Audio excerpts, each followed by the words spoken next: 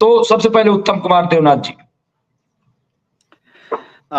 Thank you doctor Rizvi, बहुत अच्छा लगे सुनकर कि आपने मेरे नाम के सामने प्रोफेसर लगाया। नहीं तो मैं तो हमारे जमाने में 11वीं के बाद हम चले गए नेशनल डिफेंस एकेडमी। शादी के बाद ससुराल वालों को बहुत आपत्ति थी कि लड़का तो ग्रेजुएट भी नहीं है। तो बच इसलिए गया क्योंकि लड़की वालों को किसी ने बता दिया नहीं नहीं ये लोग अफसर होते हैं। धन्यवाद। अच्छा, आज की सबसे बड़ी खबर यह है कि दुनिया के पटल में हर जगह टेंशन है, और तो और पश्चिम एशिया में टेंशन चल रही है जिसकी हम बात कर रहे हैं, करने वाले हैं। रूस यूक्रेन का तो टेंशन है। आज सबसे बड़ी बात यह है कि दक्षिण कोरिया एंड नॉर्थ कोरिया के बीच में टेंशन बढ़ गई। दक्षिण कोरिया के राष्ट्रपति ने दक्षिण कोरिया में मार्शल लॉ लगा दिया आज, और उन्होंने उसकी वजह ये बताई अपने देश की आवाम को कि नॉर्थ कोरिया शायद किसी भी समय दक्षिण कोरिया पर हमला कर सकता है। इसलिए दक्षिण कोरिया को मिलिट्री लॉ यानी मार्शल लॉ के नीचे लाना जरूरी है, ताकि उत्तर कोरिया अगर हमला करता है तो उसका सही तरीके से जवाब दे सके। तो दुनिया में इस वक्त कम से कम 3 जगह ऐसे हैं जो कि बारूद के ढेर पर बैठे हैं, धधक रहे हैं, किसी भी समय और ज्यादा फट सकते हैं, न्यूक्लियर जंग भी हो सकती है।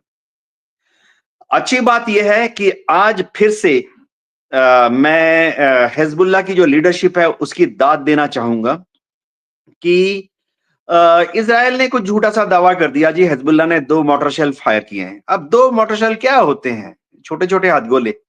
लेकिन इसके जवाब में इजराइल ने अपनी एयरफोर्स को भेजकर हिजबुल्लाह के लड़ाकों पर दक्षिणी लेबनान में लिटानी रिवर के पास, ब्लू लाइन के पास बड़े बड़े हवाई हमले किए। सूत्र बता रहे हैं 3 या शायद 4 हवाई हमले किए। लेकिन उसके बाद पिछले 12 घंटे 16 घंटे में इजराइल की एयरफोर्स ने और कोई कार्रवाई नहीं की। तो इजराइल ने आज सीजफायर का वायलेशन किया हुआ है, लेकिन हिजबुल्लाह के जो लीडरशिप है वो बहुत ही सेल्फ कंट्रोल दिखाकर उन्होंने ये साबित कर दिया कि वो असली मायने में सीजफायर की इज्जत करने की कोशिश कर रहे हैं। तो मेरे ख्याल से इसका सही क्यू कल या परसों कायरो से निकल जाएगा। काहिरा में अभी भी फतह के लोग बैठे हुए हैं, हमास के लोग बैठे हुए हैं। सबसे बड़ी बात है कि पैलेस्टीनियन एडमिनिस्ट्रेशन जो है वहां उसके भी रिप्रेजेंटेटिव बैठे हुए हैं। तो मोहम्मद अब्बास को अभी बात ये चल रही है कि ठीक है, जब सीजफायर हो जाएगा तो ठीक है, वहां पर गजा में हमास को एडमिनिस्ट्रेटिव अथॉरिटी नहीं बनाई जाएगी। एडमिनिस्ट्रेटिव अथॉरिटी जो है वो पीए यानी पैलेस्टीनियन अथॉरिटी को बनाई जाएगी, वेस्ट बैंक में जिनका ज्यादा चलन है। सिर्फ बात इस पे अटकी हुई है कि कई लोग जो हैं, शायद फतह और शायद हमास भी वो मोहम्मद अब्बास को लीडर नहीं मानना चाहते। वो चाहते हैं कि पैलेस्टीन अथॉरिटी जो है और किसी को अपना लीडर बनाए, जो कि हम गजा में एडमिनिस्ट्रेटर बनेगा। क्योंकि फतह का और हमास का ये दावा है, कुछ हद तक सही भी है, कि मोहम्मद अब्बास जो हैं वो बहुत नरम हैं, मॉडरेट हैं, और शायद कुछ हद तक इजराइल की बातें ज्यादा सुनते हैं। तो ये रही आज की डेवलपमेंट जी। नहीं, बिल्कुल ये आप कह रहे हैं कि और ये सही है कि आप देखिए कि कैसे दुनिया चेंज हो रही है। और मैं एक बार बार ये बात कह रहा हूँ, 7 अक्टूबर 2023 के बाद बहुत सारे चेहरे देवनाथ जी, कैप्टन साहब, बेनकाब हुए। बहुत सारी हकीकतें जो है वो सामने आ गई हैं, सच्चाई सामने आ गई है। और आज आप देखिए कि चाहे अमेरिका का मामला हो या आप देखिए कि कहीं पूरा, मतलब अगर आप पूरा सेटअप देखिए। मैं कैप्टन साहब आपसे ये जानना चाहता हूं कि क्या लग रहा है आपको कि क्या कोई रास्ता निकलेगा, या फिर अब नेतन्याहू फिर उनकी छुट्टी कर दी जाएगी? क्योंकि अगर नेतन्याहू ये समझ रहे हैं कि जंग को बढ़ाते रहेंगे तो हम बचे रहेंगे, तो क्या ऐसा मुमकिन है कि फिर वो ये जो है जंग बढ़ती जाए? क्या लग रहा है कि इनका हाथ कोई पकड़ पाएगा, नहीं पकड़ पाएगा? क्या क्या सिचुएशन क्या बनेगी कैप्टन साहब?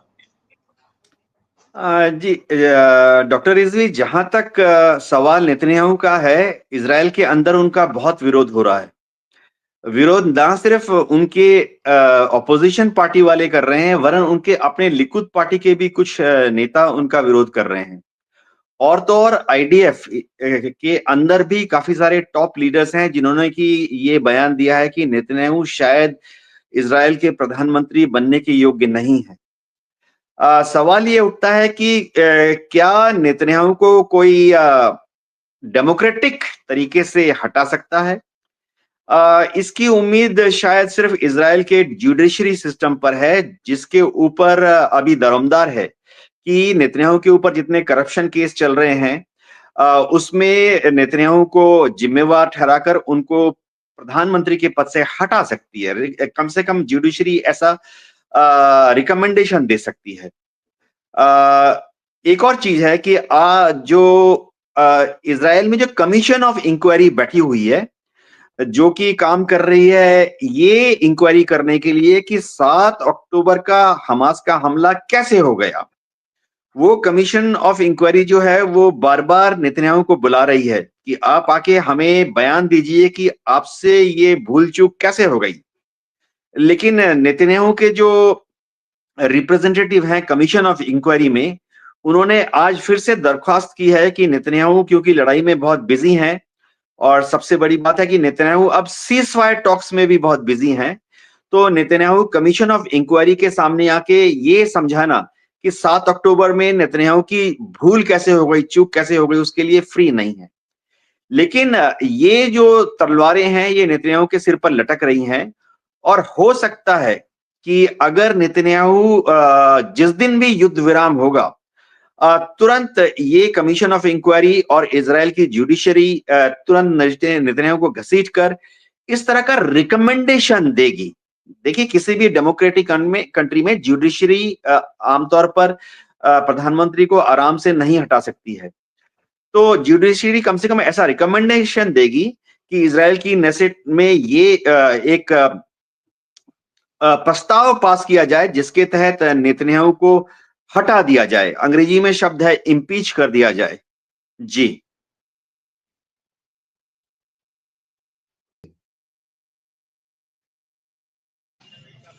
जी बिल्कुल। मैं थोड़ा रास्ते में उतर के हूँ, लेकिन कैप्टन साहब, मैं सीरिया की तरफ चलना चाहता हूँ। जिस तरह से वहाँ के हालात हैं, किस तरह से आप देखते हैं सीरिया के हालात को?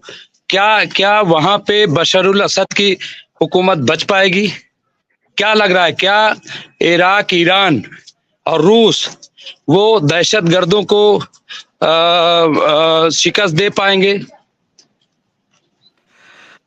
जी हाँ, आज सीरिया से जो खबरें आ रही हैं उसके अनुसार एलेपो शहर के आधे भाग में जो रेबल फोर्सेस हैं, हम उनको आतंकवादी भी कह सकते हैं, उनका कब्जा हो गया है, और उनकी एक जो टुकड़ी है वो हमा शहर की तरफ बढ़ रही है। गौरतलब बात यह है कि एलेपो शहर एकदम तुर्की के बॉर्डर के साथ है। वहां से क्या रेबल फोर्सेस दमिश्क की तरफ जा पाएंगी? क्योंकि दमिश्क जो है एकदम सीरिया के दक्षिण में है। एक और चीज जो हो गई है वो ये है कि ईरान और रूस दोनों ही पक्ष अब सैन्य सहायता देने लगे हैं सीरिया की सरकार को, इन रेबल्स को या दहशतगर्दों को हराने के लिए। ईरान के जो मिलिट्री एडवाइजर्स हैं वो आज सीरिया गए हुए हैं ये बात करने के लिए कि सीरिया को रेबल्स को हराने के लिए और क्या-क्या मदद चाहिए। बशर अल असद ने अपने 2 जनरल्स को शिफ्ट किया है। 2 जनरल्स जो कि एलेप्पो में तैनात थे, और ऐसा लग रहा है कि उन्होंने पूरी कोशिश करके रेबल्स के साथ लड़ाई नहीं की, उनको हटा दिया गया है और उनकी जगह पर 2 दूसरे जनरल्स को तैनात किया गया है। रेबल्स का जो एलेप्पो पे कब्जा है वो क्या 100% कामयाब होगा? इसके लिए हमें 2-3 दिन तक इंतजार करना पड़ेगा। एक और खबर यह है कि कुर्दिस्तान के जो लड़ाके हैं उन्होंने भी अपने यहाँ से हमले तेज कर दिए हैं। ये समझना पड़ेगा कि कुर्दिस्तान के जो लड़ाके हैं वो ना सिर्फ सीरिया पर हमले कर रहे हैं, वो इराक के भी उत्तरी भाग पर हमले कर रहे हैं और कुर्दिस्तान के जो लड़ाके हैं वो ईरान के भी उत्तर पश्चिमी भाग पर अपना दावा ठोक रहे हैं और तो और तुर्की के पूरब के हिस्से में जो एनातोलिया है, एनातोलिया के दक्षिण पूरब पर भी कुर्दिस्तान के लड़ाके अपने छोटे-छोटे हमले जारी रख रहे हैं। तो सिचुएशन आज की तारीख में ऐसा है कि सीरिया की जमीन का करीबन 70% हिस्सा बशर अल असद की जो फौज है उसके हाथ में है। करीबन 30% जो हिस्सा है वो रेबल फोर्सेस के हाथ में है। इन रेबल फोर्सेस को जाहिर बात है अमेरिका की CIA खुलकर मदद कर रही है और कुछ छोटे-छोटे हिस्से हैं जो कि दूसरे आईसिस के जो अवशेष बचे हैं, अल कायदा के जो छोटे-छोटे टुकड़े बचे हैं, उनके हाथ में है।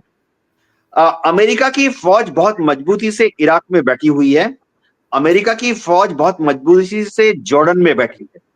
तो एक ट्राई जंक्शन है, उसे कहा जाता है Iraq, Jordan, Syria tri junction. वहां से अमेरिका की CIA अंदर घुस चुकी है और उसने वहां से सीरियन गवर्नमेंट फोर्सेस को थोड़ा पीछे ढकेल दिया है क्योंकि जॉर्डन में बहुत मजबूती से अमेरिका की फौज थी, उनको इजीली ट्रूप्स मिल गए।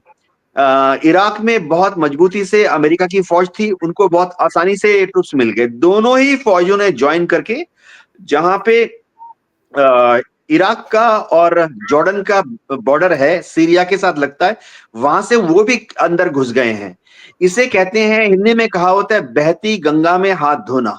अमेरिकन को लग रहा है कि बेस्ट टाइम है पुश के लिए।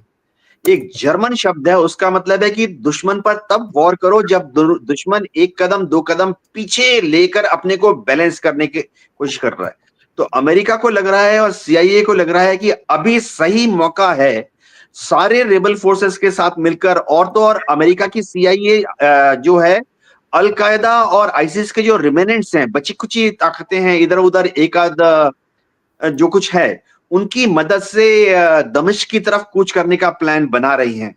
शायद कल परसों तक ये खबर आएगी कि अमेरिका की एयरफोर्स इन रेबल फोर्सेस के ऊपर या आतंकवादियों के गढ़ पर हवा से पैराशूट के जरिए हथियार, रसद और बढ़िया खाना गिराएगी। शायद परसों तक ये हो जाए। जी।